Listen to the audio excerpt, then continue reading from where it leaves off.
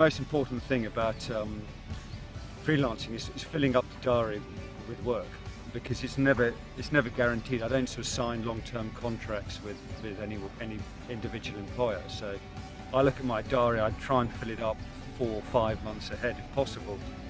And the easiest work in sports journalism to get is at the weekends, obviously, because sport happens on Saturdays and Sundays. So it's trying to fill up the Mondays, Tuesdays, Wednesdays are the hardest days. Thursdays and Fridays are a little bit easier because you're building towards a weekend.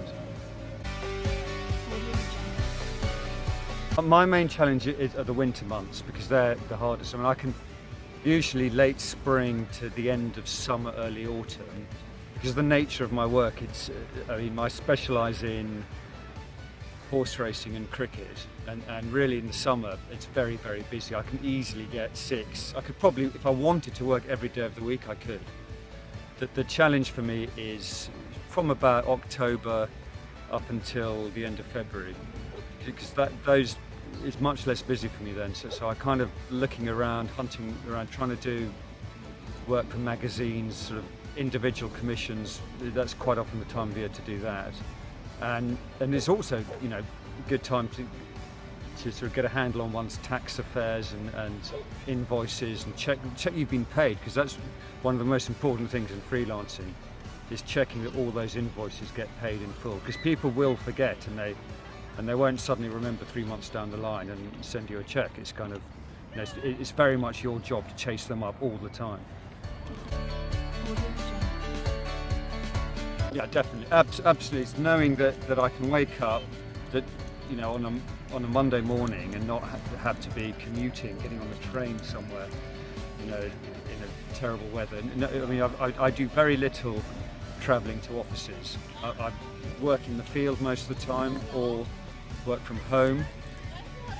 And I can really sort of avoid commuting, which I think is a terrible drain on people's lives. There are going to be times when you're busy and times when you're not busy, and not to worry about work drying up momentarily, because it will pick up, and there'll be times when you're completely swept off your feet. I would be tempted to turn nothing down, even if it seems impossible, that you've got 3 commissions for one employer in a week and you needed to come in for 3 shifts at an office somewhere else. I would, unless you genuinely can't fit in the hours in the day to get your sleep in and so on, it's really important to say yes to pretty much everything. Because as I say, then you'll be saving a bit of money for when times are quiet. And get organised for tax purposes, because it is a bit complex these days. It used to just be, file a tax return, but nowadays you have to set up as a small limited company. It's not complicated. You just got to do it before you start earning. And that's it really, and just try and focus on specialising in areas that you're good at, because then employers do like people who are specialists. They don't want, they will look out for people who have individual fields of expertise. If I had my journalism qualification, I'm setting out on the road, I'd be very tempted to take the first job I got, because you may not know when the next offer comes in.